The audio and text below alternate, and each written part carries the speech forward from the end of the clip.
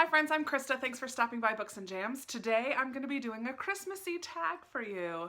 I'm so excited. There's so many fantastic Christmas tags out there, and because I went to a cookie exchange 2 days ago, I thought it would be fun to do the Christmas cookie tag. I think there's 2 different cookie tags out there, but the one I'm doing was created by Adrienne from The Ordinary Reader. I will link her channel and the original video down below.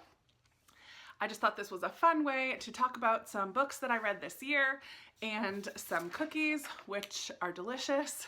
For the exchange, I made these dark chocolate dipped in white chocolate and then sprinkled with peppermint pieces from a candy cane. It's so good. Now I have to swallow. Okay, there are 10 questions, so let's just jump right into it. Number 1 is the chocolate chip cookie. This is a cookie that's comforting in every season. Name an old favorite book.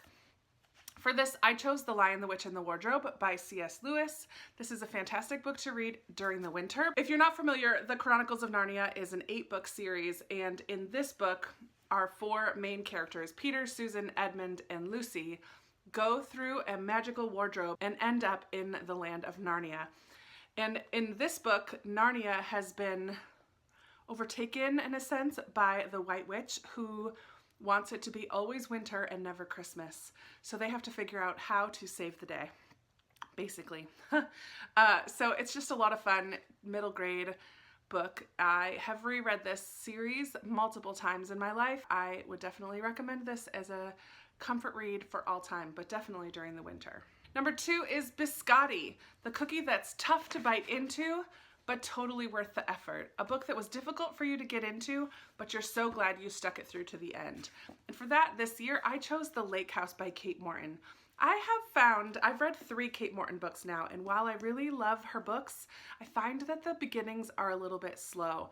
And that was definitely the case for this book as well. It took me a good 100-150 pages to really get into this story and have it become a page turner. It definitely didn't start out as a page turner, but the way that Kate Morton weaves everything together, by the end, I was just so captivated. This one is set in 1930s, the early 1930s, and there's this family that lives in their country estate, and they host an annual party every year, but one year when they host this party, their youngest son goes missing. And so this book involves the mystery of what happened to this son. How come he never turned up? Was he kidnapped? Did he die? There's all of these different elements, and along the way I kept suspecting different people and different trains of thought of what possibly could have happened. So she kept me guessing, which I really loved, and this was a wonderful read by the end. It is a bit thick, so it's okay that it took me a little bit to get into it, because by the end I definitely loved it.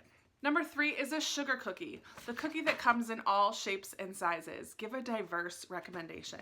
I was so thankful to read The Map of Salt and Stars this year by Jennifer Zainab Jacquardar.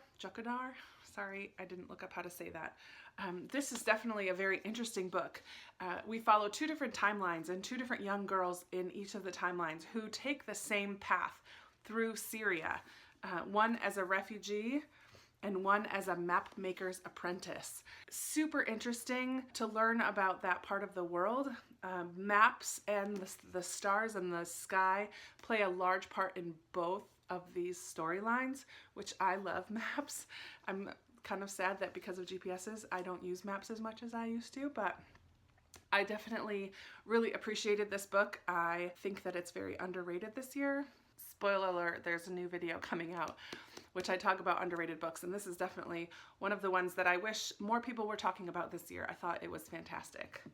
Number 4 is Peanut Butter Blossoms, the underdog cookie that eventually became a Christmas favorite. Name a character that slowly but surely grew on you. For this one, I'm gonna talk a little bit, not so much about a character, but the fairy tale aspect of this book. My grandmother asked me to tell you she's sorry, by Frederick Brockman. In this book, there's a young girl named Elsa who has been told this story from her grandmother, very involved fairy tale-esque story that has this whole land that's very developed, and it's been a constant in her life. And this book is so different from the other Bachman books I read because of this whole fairy tale aspect of it. And it was very strange for me at the beginning of the book. I was having such a hard time understanding the point and why are these stories included in this. Once I continued to read and get to know the characters and the grandmother and Elsa even more, the story definitely grew on me, and the fairy tale aspect definitely grew on me as well. So although it's not a specific character that grew on me, the style and the storytelling in this book definitely had to grow on me. But I ended up loving this one just as much as I loved some of his other books. Number 5 is Snickerdoodles, the cookie with a name that you can't say without smiling. Name a book that made you smile or laugh. I am definitely going to say Nevermore and Wondersmith by Jessica Townsend. I still have Wondersmith out from the library right now. These books are a new middle grade fantasy series. Nevermore came out at the end of 2017, and Wondersmith just came out, I think, last month or October, and they're fantastic. I smile a lot while reading these books. I'm just so impressed with the creativity and the fun and the adventure that's in these books. We follow this young girl named Morrigan Crow. In the first book, she is told her whole life that she's cursed, and everything that's bad that happens to her or around her is blamed on her. And then on the eve of her 11th birthday, she's kind of rescued by this red-haired crazy man named Jupiter North, who whisks her away to Nevermore. And there she has her own adventures, and it's just such a unique and creative world, and has such unique and creative characters that I smile all throughout. It's interesting the level of nostalgia that I feel while reading this book, even though it's something that's brand new. But it makes me feel kind of cozy and warm, and I just find myself smiling all the way through it. Definitely love these books. Number 6 is Number 6 is Fruitcake Cookies. The cake that should never have been made into a cookie. In this prompt, we have to talk about a book that you could do without. And I'm going to talk about a book that should never have been made into a book, maybe. This is Go Set a Watchman by Harper Lee. And full disclosure, I DNF'd this book just a couple weeks ago, or a week ago or so. This is a book that Harper Lee wrote technically before writing To Kill a Mockingbird, but this was never published, with good reason. To Kill a Mockingbird has become a classic and such a well-loved book. And in this book, although it happens much later on a timeline, it's all the same characters, but from a totally different perspective, and deals with racism and deals with Scout, or Jean Louise, coming back to her hometown and realizing things weren't quite the way that they seemed when she was a kid.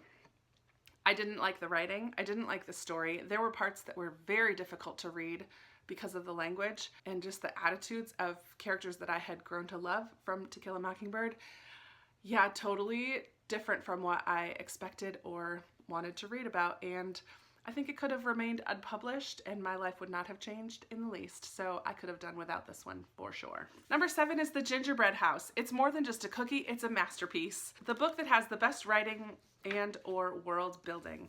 And for me this year, I'm going to talk about The Girl Who Drank the Moon by Kelly Barnhill. This was the group read that Katie and I chose for middle grade March many months ago, and I absolutely loved this book and found it to be, number 1, have great world building, number 2, have great discussion for adults, had so many wonderful themes, so many wonderful points to talk about, and it was just a lot of fun to read. I mean, this book has a witch and a swamp monster and starlight and moonlight and just a lot of magic and wonder, and it was beautiful and touched at your heartstrings as well, which all of those things in one book is a masterpiece in my eyes. It did win the Newbery Medal in 2017, I believe, or 2016, and it's well deserved. I absolutely loved this book, and if you haven't yet read it, maybe put it on your TBR for middle grade March coming up in just a few months, or read it before then, because I think you would love it too. Everyone could love that book. Number 8 is Cookies Baked Especially for Santa. Share a book that you plan on reading this holiday season. And I have a few on my pile still for the month, but one that I definitely want to get to is Mr. Dickens and His Carol by Samantha Silva. This is kind of a historical fiction, but it's based on Charles Dickens' life and what kind of caused him to write The Christmas Carol, or A Christmas Carol. I read A Christmas Carol for the first time last December, and thought that this would be a good one to read this year. It's very appropriate for the season since the whole book is based on Scrooge and Christmas and all of that. So I'm very excited to read this one this December. I think I'm going to save it for when I go home to my mom's next week. We'll see. All right, number 9 is Cookie Swap. What is your favorite holiday cookie?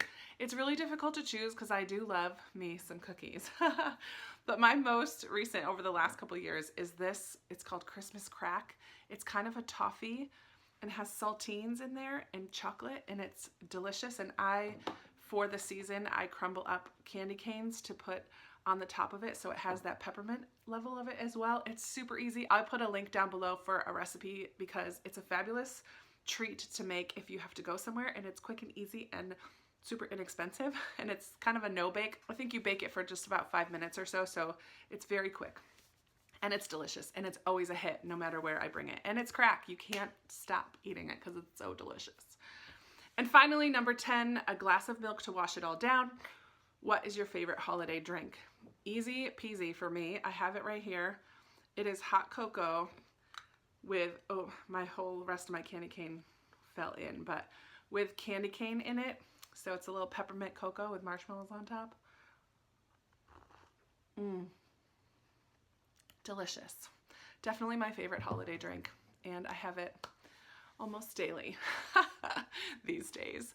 That is it for the cookie swap. That is it for the Christmas cookie book tag. If you are doing Vlogmas, I tag you to do this video. I am not doing Vlogmas this year, clearly, but I did do it 2 years ago, and I know that sometimes there's a little bit of a scramble to come up with videos, so I tag you. All of my Vlogmas friends, go ahead and do the Christmas cookie book tag, and I'll put the questions down below as well as the link to the original so you can check that out. And I will also link some people that I follow who are doing Vlogmas if you're interested in following some of those people as well. As always, I love chatting with you down in the comments below. Today, why don't you tell me a book that has made you smile this year? I am always up for another book recommendation, and so I would love to hear what kind of books you guys have been reading that just put a smile on your face. Those are the kind I like to read this time of year anyway, so give me those recommendations or chat about anything else in the comments below. I love chatting with you down there. Give this video a big thumbs up if you liked it, subscribe if you haven't already, and I'll be chatting with you in another video very soon. Bye!